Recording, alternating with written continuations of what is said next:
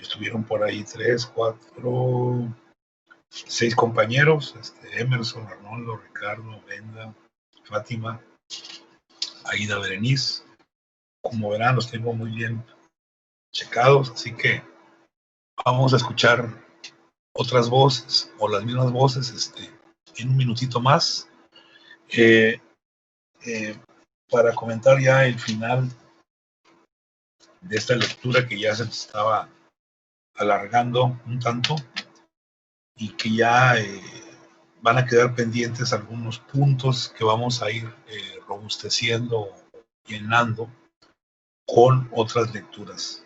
La verdad, hay mucho material afortunadamente y pues tengo que ser selectivo y muy estratégico para seleccionar tanto bibliografía, que es lo que más nos interesa, como algunas, vamos a llamarle así, fuentes primarias, con lo que hoy iniciamos, la primera de ellas que vamos a comentar más adelante.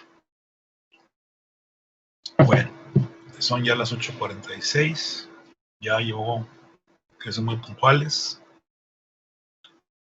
Vamos a iniciar. Bienvenidos por ahí, Emerson, Elías, Ricardo, Carlos, Miguel Ángel, Fátima, Eder. Bueno, la lectura tiene varios puntos, ¿no?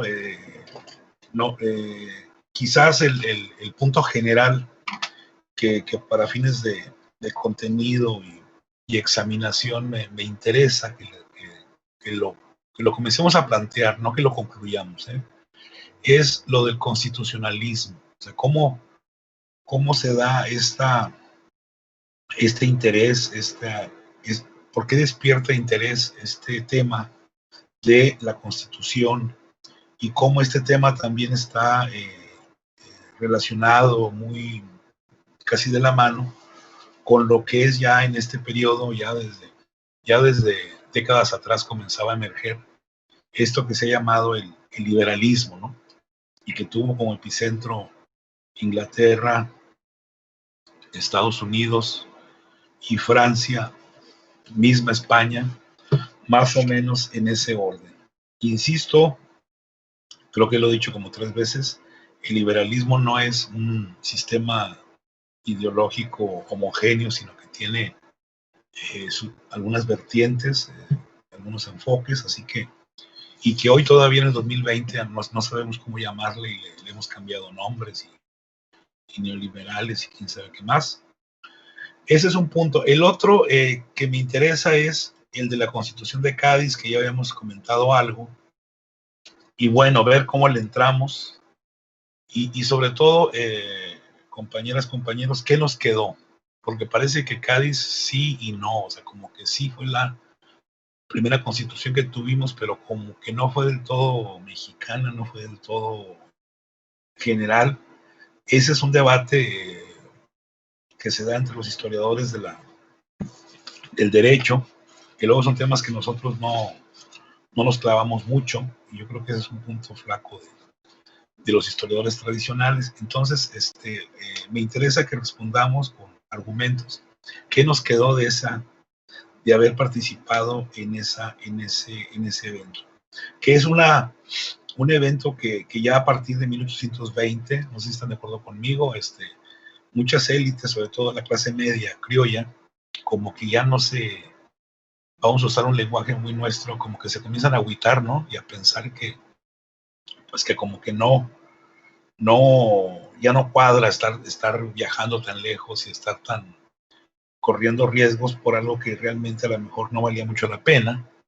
Hay otro grupo por ahí que está en ambos bandos, que quiere crear una constitución, vamos a llamarlo así, nacional propia, y también siguen participando allá. Por ahí les dan un mote, un apodo, ¿no?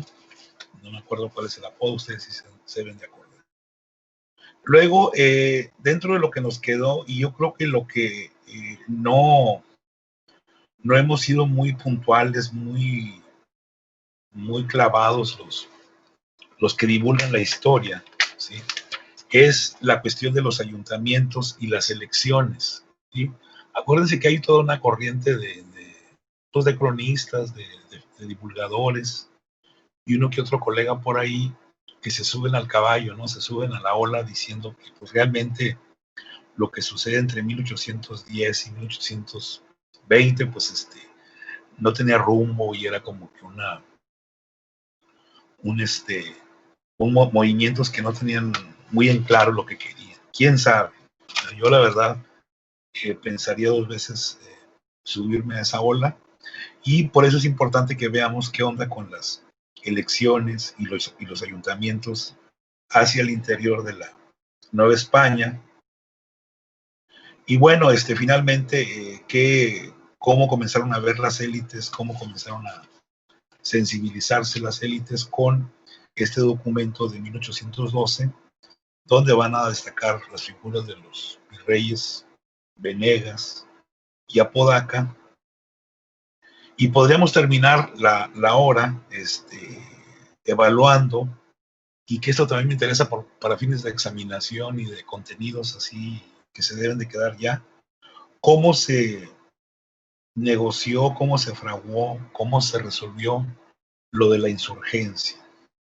Si en el anterior punto jugó un papel importante Venegas y Apodaca, acá creo que la figura es Calleja, y un poco escondido ahí un personaje que va a brillar, pero muy poco, pero brillar finalmente, que es Iturbide. O sea, cómo se resolvió, cómo se palió, vamos a llamarlo así, la insurgencia. Ahí me interesa que más que datos, más que cifras, demos una serie de elementos. Porque en ese proceso creo que la mayoría tenemos afortunadamente un importante número de compañeras, ¿verdad? Aquí las historias de género han cobrado mucha beligerancia, y la mujer va a jugar un papel muy importante, no solamente en la cuestión militar, sino en la cuestión económica, que esto no se había destacado mucho, por lo menos en mis tiempos estudiantiles y en mis primeros años de vida profesional, y que ahora queda a la luz que la mujer a lo mejor jugó un papel más importante en la Revolución de Independencia que en la Revolución del 10, pero bueno, eso ya lo veremos. Figuras que resaltan después de los insurgentes tradicionales, Morelos y Rayón. Entonces, más o menos esa es un repaso. En la economía novohispana, pues no se preocupen tanto, ya hemos comentado algunas cosas, podemos ampliar otras, pero vamos a seguir todavía con una lectura por ahí que hoy les voy a comentar. Así que lo que platiqué así rápido, espero se haya entendido, me hayan puesto atención, es donde quisiera que platicáramos. Así que tienen la palabra, tenemos constitucionalismo, tenemos el liberalismo, tenemos las elecciones, los ayuntamientos, tenemos cómo se controló, cómo se resolvió la insurgencia, etcétera. Adelante, Emerson. Adelante.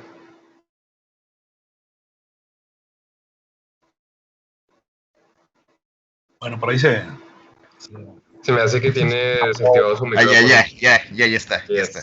Sí. Adelante, Emerson, lo escuchamos. Ya se me escucha, ahora sí. Sí. ¿Verdad? Excelente. Sí, no, es que como que a veces lo activo y no me hace caso y se tarda un rato en reaccionar, pero bueno. Yo tardé para entrar también como un minuto, así no se preocupe. Sí. Adelante. Bueno, a la clase pasada estábamos comentando también un poco sobre el liberalismo. Estábamos ahí discutiendo si podíamos denominarlo como liberalismo, lo que aquí podemos identificar como una especie de liberalismo. Entonces, yo creo que otra cosa que también se ve implicada en esto y que es muy relevante para cosas que vendrán posteriormente es pues lo que podemos identificar como una especie de estratificación ideológica, ¿no? Que, bueno, como ya mencionamos, pues sí existen ideas pues liberales entre varios grupos sociales que, bueno, estaban de acuerdo con las ideas, pues, así como, pues, digamos, progresistas de la Constitución de Cádiz, progresistas entre comillas, ¿no? Porque digo, hoy progresista es un concepto completamente distinto, pero sí, la abolición de los tributos, la esclavitud, las diferencias sociales, de castas, etcétera, pues todo eso era pues algo que podemos denominar como algo muy liberal para aquel entonces. Y no se nos olvide la cuestión del comercio, ¿no? Mm, ujú. La cuestión comercial, que ahí donde se nota más la mano de posterior de Claro. Adam Smith, David Ricardo, la fisiocracia. Ujú. Adelante. Sí, entonces, pero por otro lado, podemos ver que hay personas que pues, no están de acuerdo y que le son fieles a la monarquía, que prefieren ese modelo político y bueno, eso principalmente entre las clases altas. Y también dentro de los mismos insurgentes, podemos ver que cuando pues es derrotada la insurgencia de Hidalgo, o Ajá. bueno, al menos Hidalgo es capturado junto con los demás líderes insurgentes, La primera podemos ver etapa, que... la primera etapa, ¿Ah, digamos, ¿no? ¿Perdón? La primera Ah, etapa. claro. Claro, porque bueno, la insurgencia como tal, pues no desapareció, simplemente desaparecieron sus líderes. Y su organización, si podemos decirle así, porque también podemos ver que dentro de esa organización, pues no había una cohesión ideológica muy completa. Ah, exactamente. Entonces, yo creo que ya desde ahí, ya podemos ir viendo cómo esta, pues sí, división ideológica va a estar afectando al México independiente durante pues, prácticamente todo el siglo XIX. Claro. Entonces, como comentaba, al ser derrotados los líderes insurgentes, pues podemos ver que hay una especie de, pues como que desastre en cuanto a la nueva organización, en cuanto a lo que se va a proponer ahora, porque cada grupo, cada facción insurgente empieza a crear su propio modelo político o su propio plan o propuesta política. Entonces, Sobre digo, todo, podemos ver sobre ahí todo los un ejemplos. plan, ¿verdad? Más que todo un plan, un programa, Claro, ¿no? sí, sí, sí. Claro, era un proyecto que obviamente pues, no se llegaron, proyectos que no se llegaron a implementar porque pues, no resultaron exitosas esas rebeliones. Casos como el de Morelos, por ejemplo, que yo creo que es el más famoso, ¿no? Y el que se Sí. menciona también por ahí, de Rayón. Ujú. Eh, entonces, pero podemos ver que son muy distintos, ¿no? Unos tienen a apoyar de cierta forma el modelo político de la monarquía, otros no. Entonces, digamos que no se ponen de acuerdo, ¿no? No hay una unión como tal. Y yo creo que ahí ya podemos ver el inicio de lo que, como menciono, ya será un problema mayor posteriormente en el México independiente, que es la lucha entre liberales y conservadores, ¿no? Ya podemos ver desde ahí que esta, pues, podemos decir que tiene sus orígenes desde la independencia o antes, por, pues sí, por una cohesión, una falta de cohesión ideológica entre los insurgentes. Entonces, yo creo que, digo, esto también es relevante porque obviamente va a estar relacionado con lo que vamos a ver Sí. después. Ujú. Sí. Ujú. Pero, pues bueno, no sé si alguien quiera comentar algo al respecto. Y es que uno diría, Emerson, que es el mismo tema, es el Pues mismo tema, claro. es el mismo tema todo el 19. Ajá. Esto de la. Un momento, Arnoldo. Esto de la. Lo que va a pasar con Juárez, pues es justamente poner, ahora sí, carpetazo a ese constitucionalismo monárquico, ¿no? O sea, tuvieron que pasar más de medio siglo, ¿no? Para que se. Y luego Sí. viene el efecto, ay. Ujú. Y es bien curioso, uno ve, por ejemplo, vamos a ver ya unas clases más, la Constitución del 24, y luego vemos que los constituyentes del 57 se juntan para mejorar el documento, no para hacer otra constitución, se dan cuenta que no, que había que hacer otra. Los del 17 lo mismo, se juntan para reformar la del 57, que la ven así muy derechosa, y Ujú. decir que no, que mejor hay que hacer una nueva. Entonces, Claro. además, previa revolución, fíjese cómo lo... Y todo tiene que ver con el liberalismo, ni vuelta de hoja. Entonces, el liberalismo no es un concepto histórico, digo, no es un concepto que en la historia se defina, sino que la misma evolución le va dando forma, le va dando vuelco. Y Ujú. dejémosle a los filósofos y a los ideólogos y a todos los que les encanta esa onda, que den sus conceptos, el liberalismo como concepto histórico se va enriqueciendo y quiero retomar una palabra que usted dijo hace rato, la palabra progreso. O sea, el ser progresista en ese tiempo básicamente era tener el chaleco de liberal. Ese es el liberalismo del 1808. ¿No? Todo lo que usted dijo es el liberalismo. Lo que pasa es que si lo queremos ver con los ojos del siglo XIX ya finales, pues no nos va a dar, ¿verdad? Bueno, ese es un punto. El otro, ya para escuchar a Arnoldo, tiene que ver con, bueno, vamos, ya se me fue el punto que le quería comentar. Vamos a escuchar a Arnoldo, adelante. Algo que encontré bastante interesante en la lectura y que es un poco ignorado fue el tema de la educación durante los tiempos cercanos a la independencia y los tiempos de la independencia. Por lo que mencionaban los autores, la educación tuvo de cierta forma un desarrollo cuanto menos interesante. No sabría yo si decir que un auge completo, porque hubo algunas áreas que fueron más o menos, que sí resultaron un poco más perjudicadas que antes de como estaban, por ejemplo, las ciencias sobre todo. Pero en cuestión de literatura, de lo que es literatura y las letras, parece ser que las tanto cosas que había propuesto la Constitución de Cádiz como luego diversos pensadores que surgirían y llegarían al país lograron hacer que la industria literaria tuviese producciones bastante interesantes. Sí, También las producciones periodísticas. Había una parte de la lectura que era bastante interesante que decía, había gente que escribía, ¿cómo era? Había gente que podía vivir del periodismo, aunque claro, cuando daban sus opiniones verdaderas eran condenados, o sea, eran perseguidos por la falta de libertad de expresión, pero aún así había gente que se dedicaba a dar únicamente sus opiniones, y entre esta gente se encontraba Servando Teresa de Mier. Y él mismo fue cliente de todos ellos, ¿no? Porque cómo hubiera hecho el pobre su historia sin las gacetas, ya lo vimos en historiografía, ¿no? Sí, de hecho. También mencionaba que se reformó básicamente la manera en cómo funcionaban las universidades que ya estaban en la Nueva España, primero por la Constitución de Cádiz y luego por el movimiento de independencia.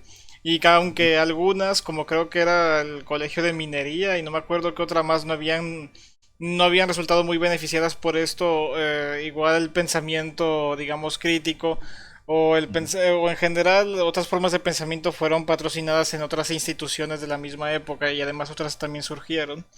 Así que se podría decir que es un periodo un tanto ambiguo, pero donde la educación tuvo al menos cierta reforma y cierto quizás hasta avance, al menos en el ámbito un poco más de pensamiento. Sí, y sobre todo ahí sumarle, Arnoldo, de ya lo que habían, sobre todo en la época de Carlos III, ¿no? Todo lo que se había logrado en las universidades y este apego al racionalismo, a lo neoclásico, la lucha contra lo barroco. Yo creo que todo eso no necesariamente es de la etapa de la independencia, pero ahí se sirvieron, vamos a decirlo así, todos los caudillos culturales e ideológicos que estudiaron, la mayoría de ellos, no solamente en América, sino también en España, en ese tipo de instituciones donde habían tenido un papel muy importante los jesuitas, ¿no? Entonces yo creo que eso habría que considerarlo. Bueno, nada más para terminar, eso que menciona de que no eran, digamos, o de que el barroco o el neoclásico no eran exactamente cosas nuevas, me recuerda a algo que había escuchado hace tiempo en una conferencia, y era que en México, en la historia de México, las cosas se van a dar a destiempo. Es decir, mientras en una parte, mientras en el, digamos, en el resto del mundo, en el resto de Occidente, se van a dar los eventos en cierta época, en México van a llegar por lo menos casi un siglo después, el equivalente de esos mismos eventos. Sí, hay una especie de retardatario, ¿no? Un poco el liberalismo igual, digo, fracasó en otros países y dejarlo, y luego lo andábamos importando en finales de los 80, digo, para que vea que lo que usted dice es muy cierto. Igual otras modas que nos llegan un poquito tarde y las actualizamos. Pero bueno, así es un poco la cultura y así es un poco el desarrollo científico, ¿no? También. Muy bien, ahorita seguimos, Arnoldo. Andrea, adelante. Buenos días. Buenos días. Bueno, ahorita que Arnoldo mencionó un poco sobre la libertad de expresión, bueno, eso fue algo que me llamó mucho la atención, porque en aquel entonces, pues el país solo hablaba o de manera muy, muy ruda hacia los insurgentes, así como que, no. O de plano no hablaba en absoluto sobre los temas políticos. Entonces, cuando salió lo de la Pepa, así se decía, ¿no? Sí, por el 12 ni porque yo soy del mismo, por el aniversario en marzo, ¿no? El 13 de mayo. Es que ese nombre no se va a olvidar, la Pepa, porque suena demasiado gracioso. Puede haber muchos memes. Pero bueno. Es de San José, para los que somos Pepe. Sí. Bueno, pues ahí con eso de que, o sea, fue muy impactante esa constitución porque permitía votar y pues eso era como que, wow, estamos perdiendo el control. Y pues como usted había mencionado antes, o sea, muchas autoridades comenzaron a aplicarla, pero sin entusiasmo. O sea, era como que, oh my God. Y cuando, no esperaban... Yo estoy muy entusiasmado, ¿eh? yo estoy muy... Adelante. Pues creo que realmente no esperaban no esperaban la respuesta que obtuvieron porque toda la gente fue a votar, o sea, incluso gente que no tenía permitido votar, si no estoy mal, era la gente con ascendencia afroamericana. Aún así, todas esas personas fueron a votar y no solo iban a votar una vez, sino que iban a diferentes parroquias a votar. Entonces, las autoridades solo como que buscaban excusas para no dar, digamos, los resultados y así alargarlo. Y pues tuvieron suerte porque después el rey se arrepintió y dijo, uy, era broma. Y todos como, ¿qué?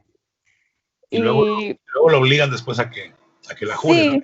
Sí, porque la gente, o sea, ya había probado cierta libertad y una vez que tienes libertad ya, pues no te imaginas renunciando a ella.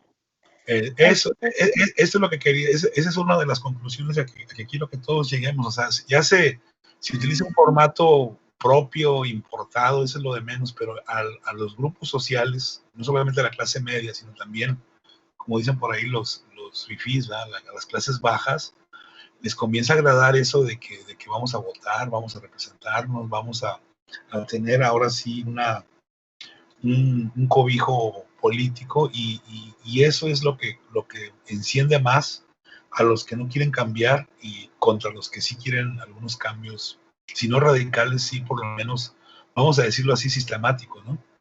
Adelante. Y pues también, perdón, solo voy a decir una pequeña cosita más. Parece que ya has acabado, okay. Disculpa mía, continúa.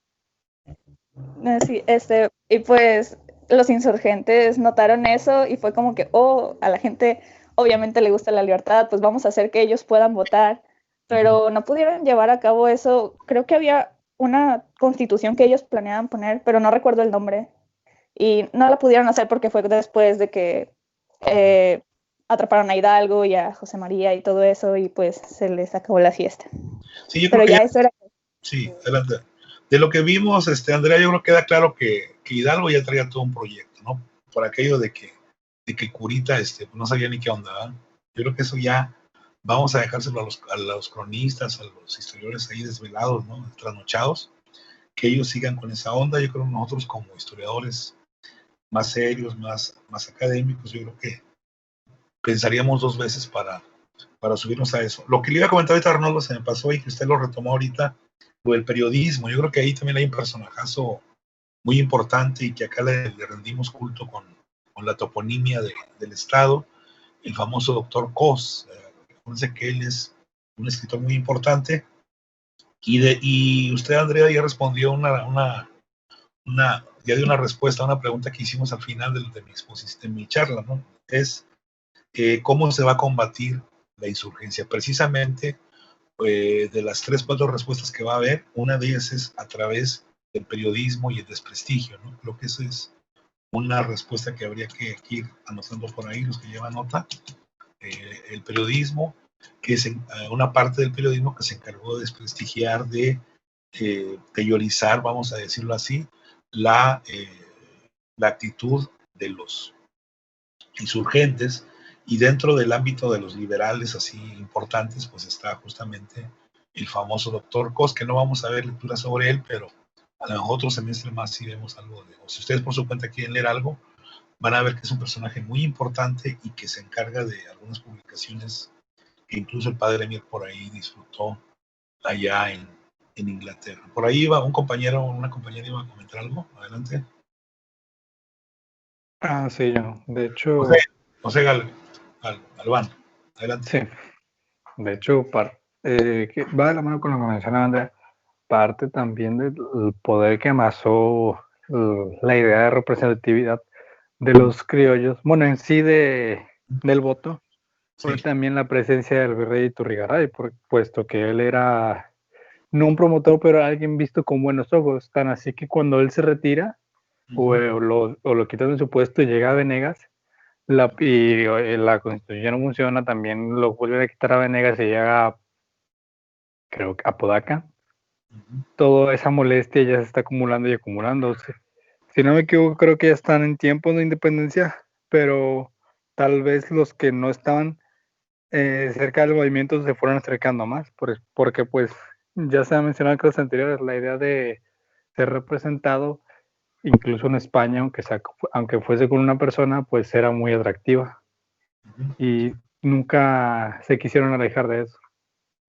Los virreyes son los que están enterados de cómo está la cuestión en España, ¿no? Acuérdense que la Constitución de Cádiz tiene una serie de vaivenes entre 1812 y hasta casi los 20, y ahí los mexicanos no de entonces, que ni siquiera se pueden llamar mexicanos, ¿verdad? Los novohispanos de entonces, o americanos, como diría nuestro paisano, ¿verdad?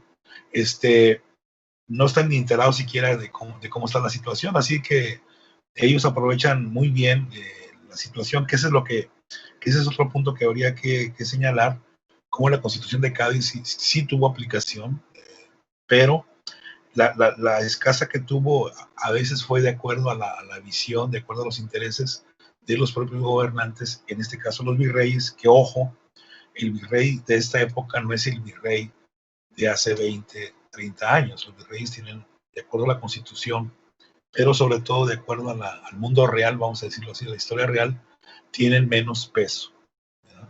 Los comandantes militares, en el caso de nosotros, en las provincias internas de Oriente, el comandante era propiamente el virrey. Entonces acuérdense que además la Constitución de Cádiz, a ver si hay chance de verlo ahorita, hace un mapeo diferente a como lo habían hecho ¿cómo se llaman? Los Borbones, y eso a muchos les va a gustar también, porque se van a sentir más autos, como dijo la compañera Andrea, les gustó de que estuviera dividido así el territorio, porque les daba más poder, pero bueno. ¿Algo más, José Galván? El papel de los criollos entonces es importante, ¿no? Es por demás importante. No sé si hay algo más por ahí. Pues también como Calleja terminó utilizando ese método de ley con lo que le convenía y no le convenía, porque también fue muy particular. Ahí fue la época del despotismo ilustrado, si no me equivoco, donde hasta eso, como son la máxima autoridad, siguen atados a las ideas de ese tiempo de que pues el virrey o rey es la voz del máximo poder, pues puedo agarrar esta ley, puedo agarrar estas cositas para que me beneficie, y lo que no me beneficia pues hacemos como que no existe, ¿verdad? Y más bajo una excusa de guerra, sabes que estamos enfrentándonos a los insurgentes, así que pues si dices algo o criticas, pues ya diríamos que tú eres un insurgente. Qué bueno que lo menciona. Miren, aquí este libro es una historia general, no le podemos exigir demasiadas precisiones, pero sí lo que usted dice es por demás cierto. Calleja intentó, ya como virrey, imponerse en la Nueva España, y es falso, de toda falsedad, pensar que todo el mundo le hacía caso. Acá en el norte había personajes, cuando digo norte me refiero desde Chihuahua hasta lo que hoy está Tamaulipas, gente que no lo tomaba en cuenta, que le decía, los recursos yo los ocupo ahorita para enfrentarme contra los filibusteros, contra las tribus nómadas que vienen acá del sur de Estados Unidos, y pues y contra los insurgentes que supuestamente hay en todas partes, ¿no? Y no le daban los recursos, no le daban dos cosas más, fíjense bien, los recursos económicos, soldados, guardias, ¿no? Y algo que por ahí la lectura sí destaca mucho, que tiene que ver con ganadería, pero que siendo críticos es muy importante, animales, sobre todo mulas, ¿no? Que requería el ejército central, y pues no. O sea, qué bueno que señala usted eso. La figura de Calleja es importante en términos de controlar la insurgencia, pero en términos de controlar a las demás élites, quién sabe. Yo la verdad le pensaría dos veces para suponer que Calleja tenía un control del país. Entonces yo creo que él controlaba básicamente por lo que tenía que ver con el virreinato de la Nueva España, como se le llamó, ¿no? Que era decir ahora casi lo que hoy sería la mitad, el centro-sur de la República Mexicana actual. Eso era más o menos el distrito de la Nueva España según la Constitución de Cádiz. No sé si algo más, José Galván, si no vamos a escuchar a otro compañero. Sería todo. Bien. A ver, todavía nos faltan por ahí, no sé, Miguel Ángel por ahí, si iba a decir algo. No, creo que no levanté la mano, pero pues aprovechando, Sí, adelante. que menciona, me sigue haciendo un poco de ruido y no precisamente causar gracia, pero sí me parece extraño. Algo que mencionaba en el video que habíamos visto de la entrevista al historiador Pérez Bejo, Sí. que la junta que se hizo para construir y firmar este Tratado de la Constitución de Cádiz fue bastante rara, extraña, creo que él usa la palabra bizarra, porque era en un momento en el que gran parte todavía de la España continental estaba siendo ocupada por Francia, se reunieron en una isla que estaba rodeada por una batalla naval, que fueron incluso hasta representantes indígenas, todo una cuestión un poco extraña ahí. Sí, estaban en la orillita de la península, ¿no? Ahí estaban, ahí fue donde sesionaron, y supuestamente ahí también estuvo el regiomontano universal, ¿no? Como cachirul, como invitado, no como representante. Bueno, acuérdense que ya lo dijo este señor, ¿cómo se llama? Bueno, en su biógrafo, que había que pensarle dos veces todo lo que dijo, pero hay que pensar que sí estuvo por ahí en eso. Entonces, de esto que dice Miguel Ángel, yo retomaría entonces la Constitución de Cádiz. Fue un documento muy bien visto por la mayoría, pero en la medida que se fue trabajando, que se fue sesionando, con esas consideraciones que dijo usted de unas condiciones de guerra civil, no había estabilidad, había que discutir rápido y escondidas casi. ¿Qué les iba a comentar? Las élites, sobre todo los representantes de la España no peninsular, van a comenzar medio a decepcionarse o a sentirse incómodos o a sentirse inferiores por el trato que les van a dar los revolucionarios españoles en muchos sentidos, ¿no? Que esto es importante que lo destaquemos y que lo digamos, porque va a contar mucho a la hora de analizar esto.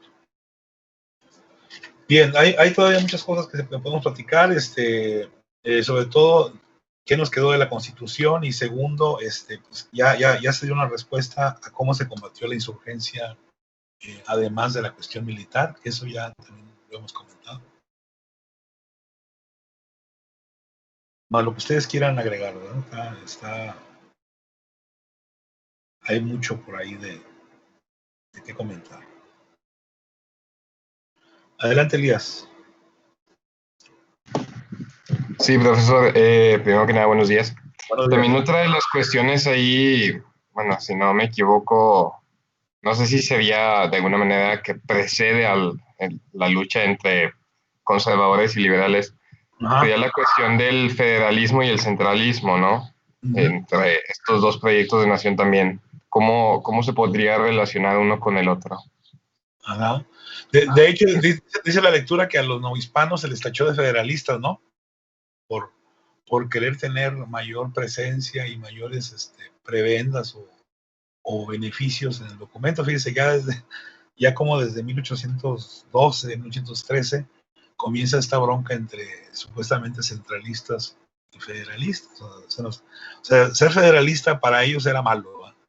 Y luego para el padre Mier, ser centralista es bueno. O sea, que ahora sí que ya me entendí y ya me hice bolas, ¿verdad? Adelante. Entonces, no sabía que el Fray era centralista. Está interesante eso, porque generalmente como que se asocia a los federalistas con los liberales, ¿no? De entrada le digo que sí, de salida le digo que no. Y es todo un show. De hecho, cuando estaba hablando, no sé si Emerson, Arnold, no sé qué sea, yo no sé si dentro de 20 años, digo, ustedes están muy jovencitos, a lo mejor ya un servidor ya es leyenda urbana, se vaya a decir que realmente era una bronca entre liberales y que el conflicto liberales conservadores, como dirían por ahí los racionalistas y los científicos, es un falso problema. Ojo, porque si leemos qué es liberalismo, no vamos a pensar que un tipo que promueve la industria, que promueve el libre comercio, que promueve una serie de cosas como Lucas Alamán, que ha pasado a la historia como el jefe de los pollitos, ¿no? De los conservadores. Entonces dices, ahora cómo le hago. Quién sabe si más adelante, les digo, ya está muy, muy avanzada la historiografía, vamos a llamarlo así, de irle bajando, así como ya se le bajó un poco el tema de las reformas borbónicas, que no son como tales, ¿no? Sino que son algunas medidas que se toman en tiempos muy concretos, muy precisos. Yo creo que ya la generación de ustedes le va a pensar 2 veces para hablar de reformas borbónicas, ¿verdad?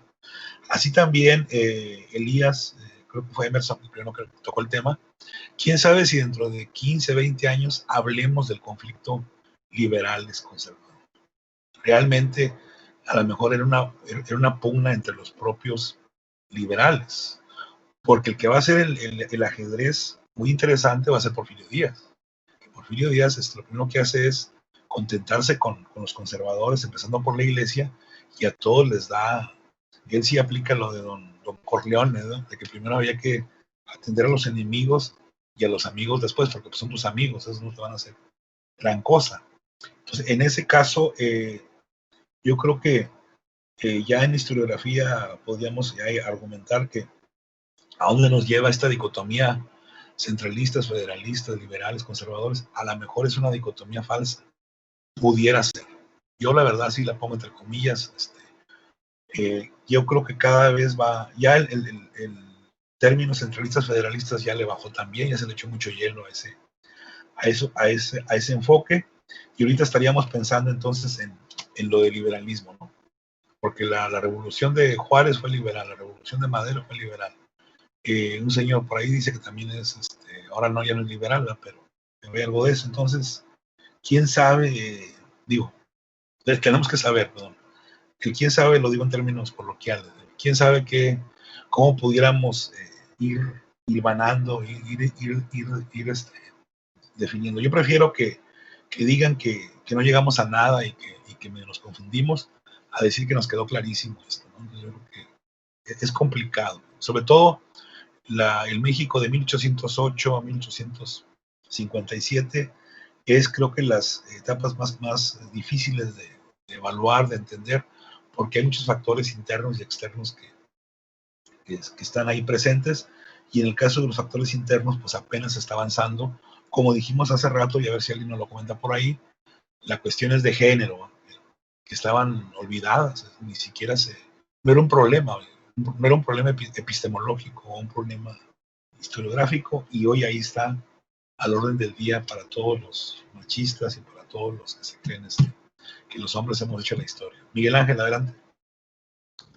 Sí, de hecho, ahorita estaba leyendo en internet un poquito más de la Revolución de Cádiz, ahí viendo qué más podía rascar, y justamente vi eso, que en todo el tratado de 324 artículos, no sé cuánto, solo dice la palabra mujer una vez, creo. Sí, las mujeres no podían votar. No. Eso pasó hasta con los norteamericanos, ¿no? Entonces, no se preocupen. Eso. Pero, sin embargo, en la realidad, la mujer tuvo otra actuación. No sé si por ahí una compañera nos platique qué dice. La lectura habla poquito, ¿eh? pero muy sustancioso lo que dice del papel de las mujeres en este periodo, ¿no? En esos primeros casi 30 años, ¿no? de historia. No sé si por ahí les quedó claro.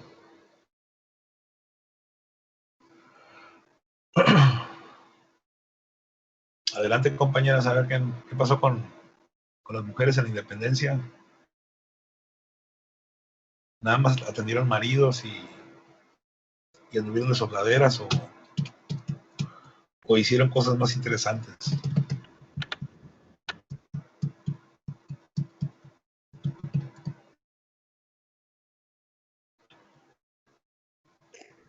Bueno, yo lo que más recuerdo que habían hecho es que muchas sirvieron como mensajeras. Ajá. Sí. No sé si alguna compañera quiera ayudarme. Sí, oiga, si no es ahora, ¿cuándo? ¿Ya? A ver, Sí. incluso pueden sacarse un articulito ahí en efemérides también.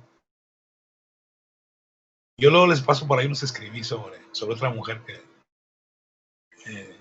que ha pasado a la historia como de cascos ligeros, pero eso luego lo platicamos.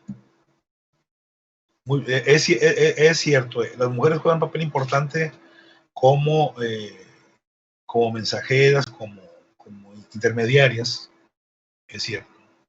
Que luego se les va a cargar la mano por ahí y se va a decir que ellas incluso coqueteaban con los soldados para convencerlos a su manera de que se pasaran al bando de los insurgentes. Hay un montón de bibliografía que habla de eso, ¿no? Para que vean que lo que usted señala tiene una base. ¿Qué más?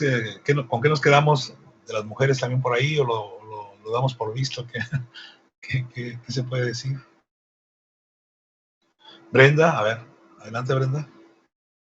Bueno, la que más me llama la atención ahorita es Leona Vicario, y pues leyendo acerca de ella, el primer rasgo del que me di cuenta es que mencionan mucho que se le acusaba de haberse unido al movimiento independentista, más que nada por un romanticismo, más que patriotismo, algo que generalmente nunca se haría con un hombre, no se cuestionaría sus razones de esa manera, y que aparentemente ella fue la primera en hacer una defensa pública del rol de la mujer durante los tiempos de la independencia. Y además era periodista, ¿no? Sí, era periodista. Acuérdense que la moral de entonces es una moral muy trasnochada, muy afresada, diríamos ahora. Y pues a la mujer se le atacaba por donde socialmente se desprestigiaba más fácil, y eso es lo que usted señala, que la que se le cargó más pues fue la pobre corregidora, ¿no? Y ahí con Allende pues uno no podría defenderla mucho, pero bueno, eso ya son chismes ahí de los que les encantan esos temas, pero sí es importante también este punto. Entonces, la participación no solamente es de tipo de espionaje, ¿no? Como lo comentó la compañera, sino acá también la mujer como defensora, como colaboradora, ¿verdad? Y sobre todo no sé, Brenda, si estoy de acuerdo, como escritora, ¿no? Como periodista, la primera gran periodista que hay sobre este tema, que no era común ver a una mujer escribiendo, difundiendo ideas, ¿no? Entonces creo que esto es muy importante en este periodo. Sin embargo, estamos hablando aquí de mujeres ilustres, que pueden ser más de 100 tranquilamente en este periodo, pero de las otras espías, pues ahí son más, ¿verdad? Muchas hay que tomar en cuenta, estas que mencionó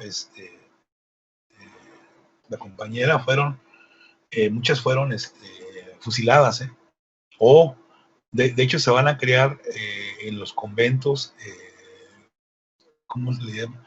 Reclusorios para este tipo de mujeres, o sea, para que vean cómo fueron tratadas en ese periodo, eh, este tipo de actitudes, ¿no? Muy bien. ¿Algo más, Brenda, por ahí?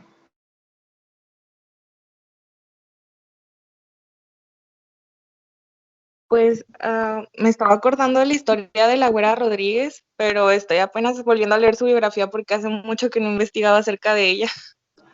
Ah, bueno. ¿Cuál biografía tiene por ahí? Pues ahorita nada más estoy sacando los aspectos generales que vienen en la página de Wikipedia por el tiempo. No, han equivocado. Cheque Nación 2021. Sí, Ahí viene la real y verdadera historia de la Güera. Lo que pasa es que le han colgado milagritos como no tenía idea. Y pues ahora sí, como dicen en el rancho, ni cómo defenderla, ¿va? Pero pues no era tan así como la quieren pintar, ¿verdad? Casi sí. como, pobre mujer, y pues no era, ¿qué culpa tiene ella de estar guapa, ¿verdad? Y de haber tenido dinero en su momento. Pero yo creo que en el caso de la Güera, por ejemplo, podemos ir sumándole.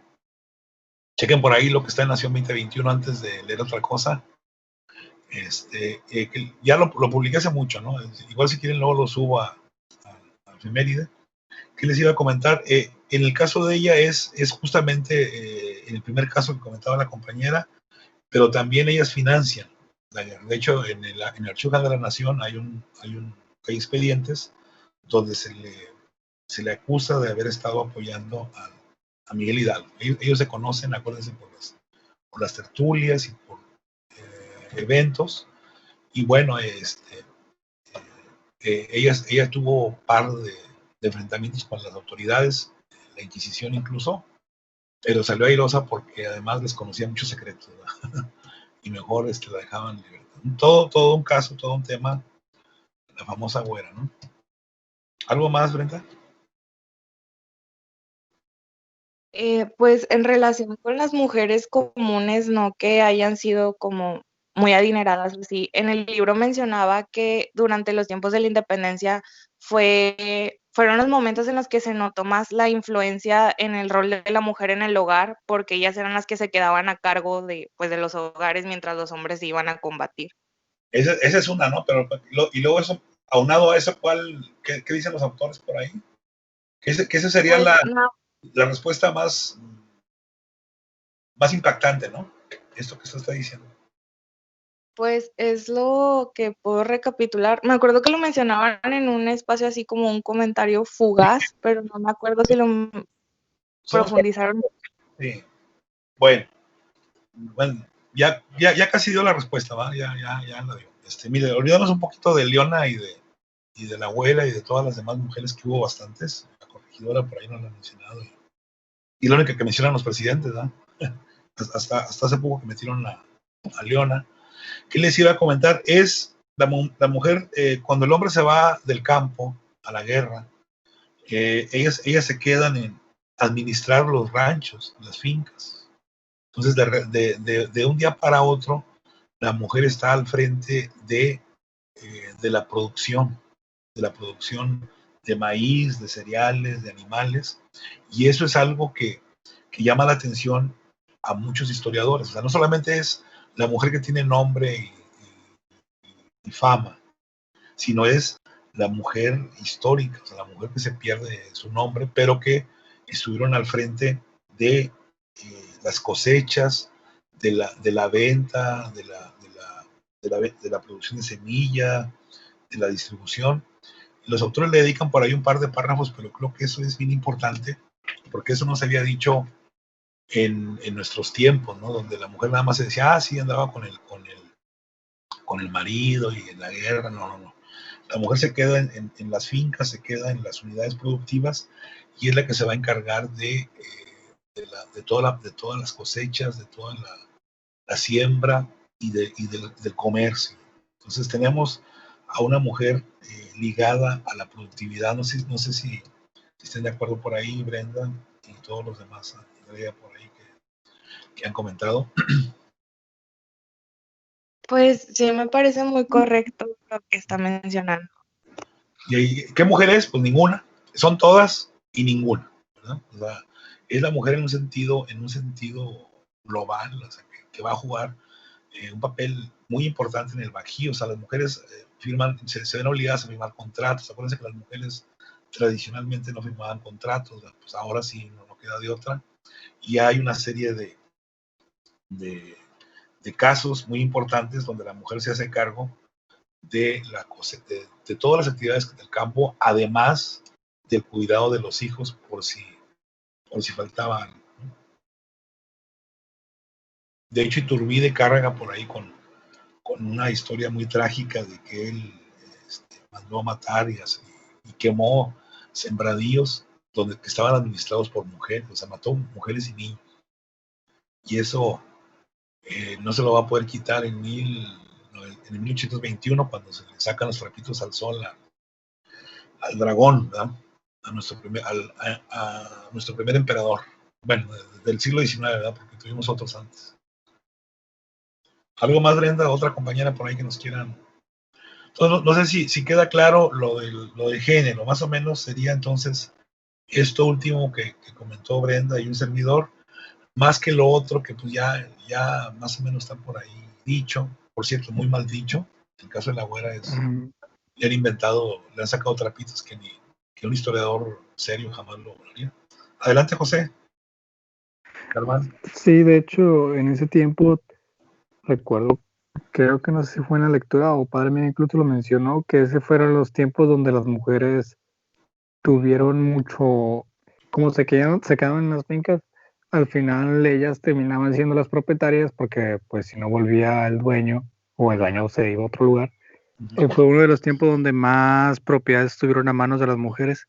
Sí. Y de hecho, algo curioso con Leona Vicario fue que ella y su esposo Quintana Roo, que supongo que es con el que decían que tenía ese romance, fueron de los pocos independentistas que lograron acabar toda la etapa, porque ellos, si bien no entraron con Miguel Hidalgo, sí estuvieron desde cerca de los inicios y lograron terminar la independencia como periodistas. Y no sé, es algo muy curioso, más ella con su figura de mujer, pues porque normalmente en las guerras de México, dentro de México, la independencia y la revolución, es muy raro que alguien que inicia o que estuvo cerca del conflicto logre terminarlo y tener una vida normal.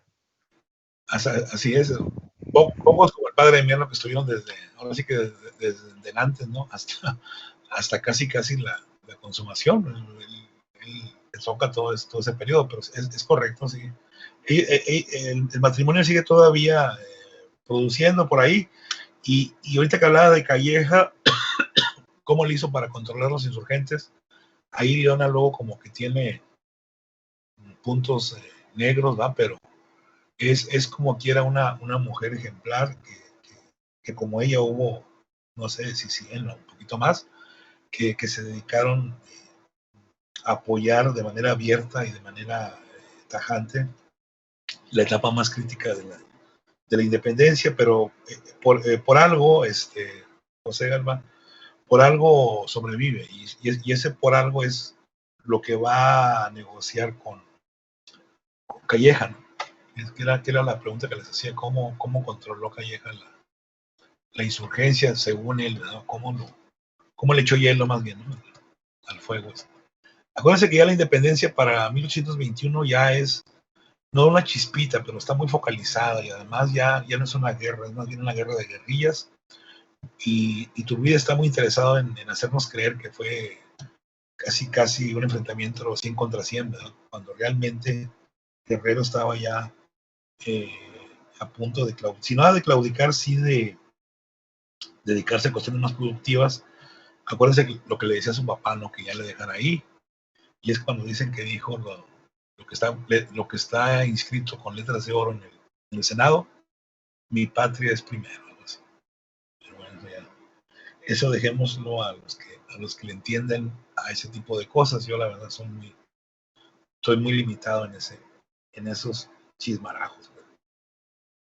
Pero por ahí algo más por ahí del constitucionalismo. Dijimos algo, creo que faltan algunas cosas por decir.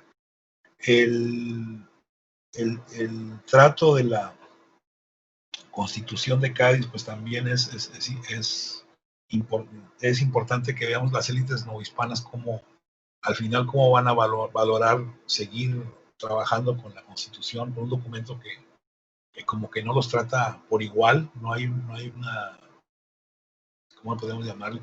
No hay una equidad, vamos a llamarlo así, en el trato, así que eso va a ser un punto importante. Bueno, entonces hemos estado hablando, les voy a dejar por ahí el documento para que le echen un ojo en su momento.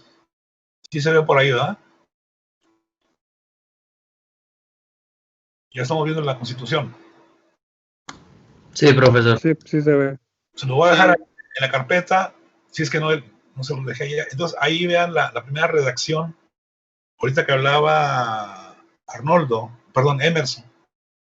Vean cómo empieza. O sea, si es liberal, entonces ¿esto es liberal o no es liberal? ¿Dónde está lo laico, el laicismo, o laicismo, como le quieran llamar? Aquí como que le pensamos dos veces, ¿verdad? Vean cómo empieza la redacción. Finalmente, lo que está por encima de todo es el Dios Todopoderoso, ¿verdad? Y además se habla acuérdense cómo se habla de la Trinidad, ¿verdad? Entonces, que esto de la Trinidad, ojo, luego se va a reproducir en el mundo mundano, ¿verdad? Con los tres poderes. Perdónenme, tenemos ahí eso por ahí, echenle un ojo. Vamos a ver qué otro artículo nos puede llamar la atención. ¿Qué es la nación? ¿Se acuerdan de lo que decía Bejo por ahí? Finalmente el concepto de nación es cuando nace, ¿verdad? La nación es la reunión de todos los españoles de ambos hemisferios. Eso es la nación. Que es un concepto que no vamos a estar de acuerdo cuando se defina lo que decía por ahí, creo que José Galván, de esto de liberales, conservadores y eso. Pero bueno, aquí surge, fíjense en el artículo primero. El artículo tercero, por favor, chequenlo bien. ¿En quién radica la soberanía? Si en el rey o en los ciudadanos o en la nación. Esto, ahora sí, me voy a contradecir. ¿A poco no es liberalismo? Habría que pensarlo. Miren, aquí la nación española es libre e independiente. Tercero, la soberanía reside esencialmente en la nación. Piensen ustedes mismos, contéstense si esto no es radical, si esto no es revolucionario, si esto no es, como dijo, creo que Emerson Arnoldo, si esto no es progresista, ¿no? Ustedes mismos piénsenlo, resuélvanlo, porque sí, luego tenemos por ahí, entonces artículo tercero, vayan por ahí anotándole, ¿quiénes son los españoles? ¿Verdad? Ahí viene quiénes son los que son considerados españoles, los dominios de las Españas, ¿verdad?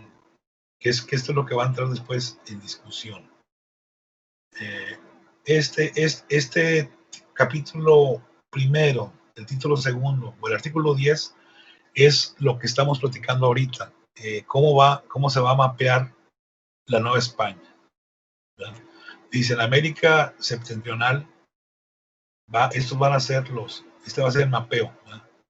Nueva España, Nueva Galicia, la península de Yucatán, Guatemala y las provincias internas de Oriente y de Occidente. Aquí estamos nosotros, provincias internas de Oriente. Eso era prácticamente el mapeo que habían hecho los diputados. No estuvieron de acuerdo, acuérdense muchos de nuestros paisanos, pero así se votó y así se quedó. Entonces, échenle un ojo, por favor, entonces al artículo, dijimos, artículo 10. Aquí está el mapeo, aquí está cómo quedamos nosotros conferidos o cómo quedamos en este punto. Luego, vamos para atrás. Si bien hacer elecciones y establecer distritos era un tema de liberalismo, vean aquí cuál es si hay libertad de credos o no hay libertad de credos. Artículo 12. Es y será perpetuamente la católica, apostólica y romana. Única, verdadera. ¿Está bien? Entonces ahora sí vean, por fin, ¿es liberal o no es liberal? Y ahora sí, si me dicen que ya se hicieron bolas como yo, estamos en el mismo carro. Este punto que los norteamericanos lo van a desarrollar muy, bueno, de lo poquito que he leído, lo van a desarrollar creo que como pocos, es el objetivo del gobierno. Aquí está otra vez. No sé si cuando yo les comenté sonó medio chusco o sonó así medio fresa. El objetivo, acuérdense, es la felicidad. Esto ya lo habían dicho los gringos en 1776, 1778. La felicidad. El gobierno tiene la obligación de buscar la felicidad. Ellos hablaban acá de la felicidad de los individuos, aquí se habla de la felicidad de la nación, que para el caso podemos entender lo mismo. El problema es, ¿qué es la felicidad? ¿No? La felicidad tiene que ver con libre pensamiento, libertad de propiedad, libertad de cultos y una serie de libertades que pues, creo que aquí está limitado, pero eso se refiere a la felicidad y que el actual gobierno por ahí en algún momento hablaba de la felicidad también. Entonces la felicidad finalmente, si quieren por ahí irle anotando, es, creo yo, el objetivo número uno del liberalismo, la felicidad. No sé si ya lo habían visto ustedes así o si cuando se los dije a lo mejor pensaron que se me acabó el rollo, el verbo, pero no. El concepto más acabado es la felicidad. Luego aquí vienen ya los ciudadanos. Dejen ver qué otro tema podríamos ahí, que me interesa para fines de... Aquí, acuérdense que esto fue lo polémico, quiénes eran ciudadanos y quiénes iban a estar representados. Ahí viene la discusión de que África sí, África no. Los nombramientos, acuérdense que esto también creó muchos problemas. Ya una compañera por ahí nos platicó hace poco lo de las parroquias, ¿sí? Que las parroquias son los distritos, acuérdense. ¿Qué más? Por aquí. Esto de las elecciones, el hecho de plantear aquí elecciones ya en sí es un acto revolucionario. Acuérdense que los ingleses fueron los primeros en el mundo contemporáneo en destacar de que en este caso la burguesía, los comerciantes tuvieran representatividad, tuvieran voz en el gobierno. Bueno, aquí lo que es el parlamentarismo inglés, aquí es por primera vez el reconocer que la gente se puede organizar, los ciudadanos. Aquí ya se habla de ciudadanos. Dejen ver qué más puede haber por ahí. Las juntas electorales, ¿qué es lo que discutían nuestros paisanos? Hasta, dejen ver por acá si está la división de poderes, que es otro punto importante. Las facultades de las cortes, que son la organización social más importante. Ya desde los reyes, acuérdense que había cortes, ¿no? La formación de las leyes, el papel que va a jugar el rey en este proceso. Y dejen ver la Diputación Permanente, a quién promueve y quién publica las leyes. Y déjenme hacer por acá lo otro que me interesa, el papel del rey, que es finalmente propiamente el poder ejecutivo. ¿Sí? Llevamos ya 180 artículos por ahí. Lo de la sucesión, que bueno, ya esto casi no se discutió. Lo de los reyes, la regencia. Tuvimos un regente nosotros, que fue Iturbide, mientras pedíamos a ver quién nos quería venir a gobernar, y como nadie nos peló, según Iturbide, él dijo, aquí estoy, ¿verdad? Vienen todos temas que aquí ya prácticamente no se plantearon. Lo de las secretarías, decir que esto es novedoso, acuérdense, es algo injusto. Esto lo habían desarrollado los Carlos III, Carlos IV, habían trabajado mucho la creación de secretarías. Entonces ya, que no nos sorprenda, ¿no? De los tribunales, que va a ser el tema más polémico, según la lectura que acabamos de ver. Y bueno, la cuestión criminal o la cuestión de la justicia, ahí va a discutirse qué onda con la Inquisición. Y lo que es muy importante, el artículo 309, los ayuntamientos. Como dijo la compañera por ahí, ya una vez que los pueblos se sienten, bueno, no los pueblos, los ayuntamientos se sienten representados y con autonomía, la historia va a ser otra.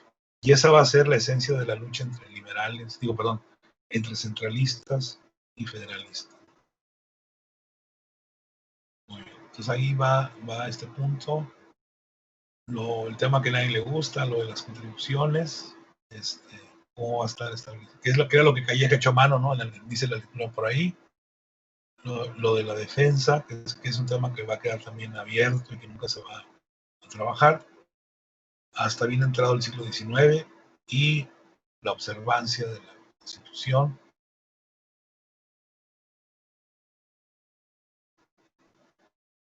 Y acá, acuérdense, ahora sí, era creo que con Andrea, el 18 de marzo, ¿no? Es el día de San José, que es el día que se está sancionando la Constitución.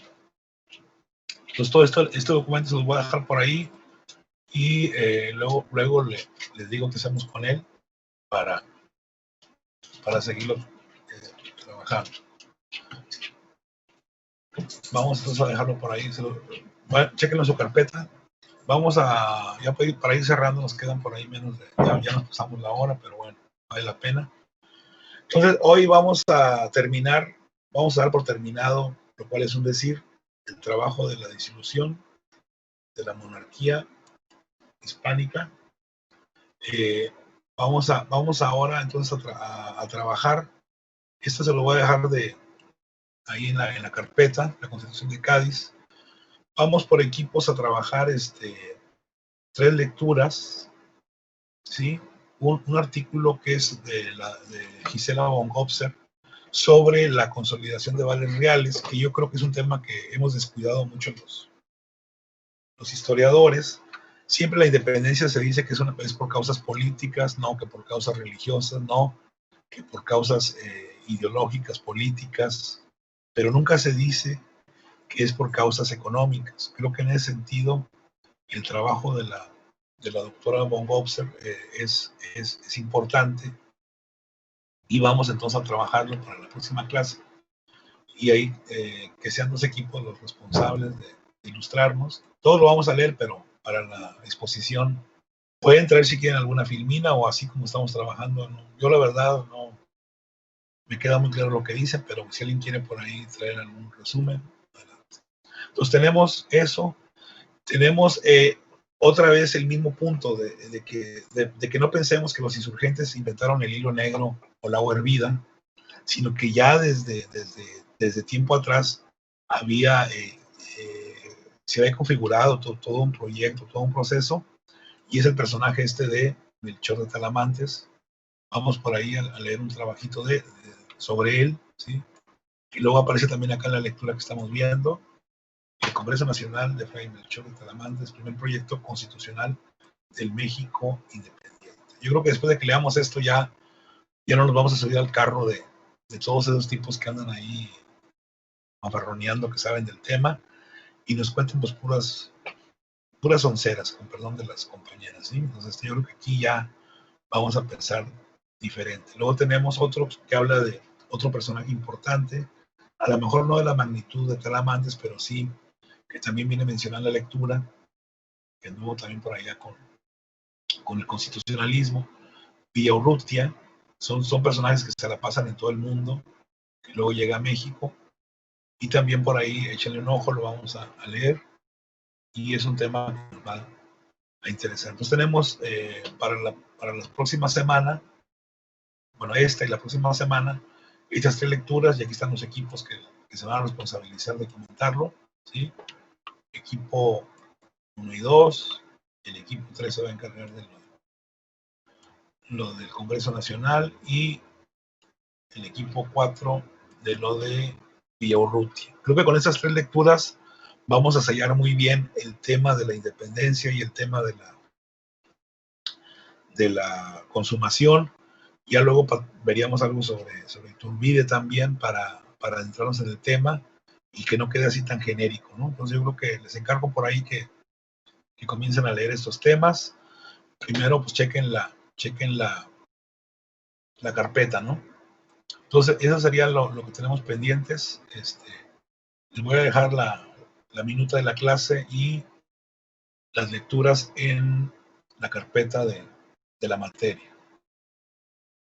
No sé si tengan algún comentario por ahí. Chequen ahí, no sean malos, Nación 2021, y ahí van a ver que le dedicamos tranquilamente, déjenme ver, como unos 10 o más artículos a las mujeres. Nación 2021 tiene todos los defectos, así que ahí las mujeres, las compañeras van a encontrar mucho material de todo, del papel que juega la mujer, no solamente como soldadera o soldadesca, sino también como ideóloga, como promotora y todo lo demás. Entonces, échenle un ojo por ahí. Yo como quiera luego les rejuvenezco algunos temas en efeméride, pero mientras, si tienen chance por ahí, chequen. Entonces tenemos esos pendientes. Ya les voy a dejar entonces en la carpeta estas 3 lecturas que comentamos. Lo de la Constitución vamos a dejarlo abierto para más adelante. Nada más echen una ojeada a lo que comentábamos ahorita, si es una constitución liberal o es una constitución moderada, quién sabe cómo pudiéramos llamar. Ese quién sabe es con el fin de que ustedes lean, no que yo me declare totalmente ignorante. Bueno, no sé si no hay más, pues ya aquí le iré cortando. Tengo que trasladarme hasta el campus Salud y estoy como a 15 minutos por ahí. Si no hay tráfico, entonces sí les voy a pedir que aquí le dejemos. Felicitar por ahí a los 3, 4, 5, 6, 7, 8 compañeros y compañeras que participaron. Invitar a los demás a que también lo hagan. Acuérdense que estos puntos nos van a hacer falta para el final, para sacar una buena nota. Y entonces ya están por ahí asignadas las lecturas. Si no hay más, entonces ahí le iríamos cortando. Que tengan un feliz fin de semana. A mediodía voy a leer lo que me mandaron. Ya a las 11 chequé por última vez el correo y no tenía nada.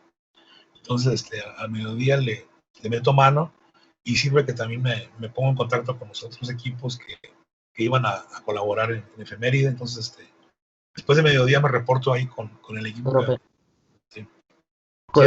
Eso le quería comentar. Ayer como a las 10:30, creo, más o menos, le mandamos a su correo universitario como un preliminar para publicar en efeméride. No sé si le llegó. Pues me llegó a las 10:30. Y yo a las 11 todavía ya pues, los temas que chequé. Pero bueno, a mediodía le meto mano y les digo que onda, ¿no? Denme chance. Ahorita no hay que dar otras cosas. Y a mediodía me comunico y yo voy a pensar que esté bien, y lo subimos, ¿no? Ok. Pero sí me llegó. Sí me llegó. Ok, gracias, profe. Bueno, si no hay más, entonces ahí le cortamos. Cuídense mucho, lean lo que está pendiente y sobre todo sigan participando con mayor ahínco y mayor cantidad de compañeras y compañeros. Gracias por su asistencia, su atención y nos veremos la próxima clase. Gracias, profesor. Hasta luego. Luego, cuídense.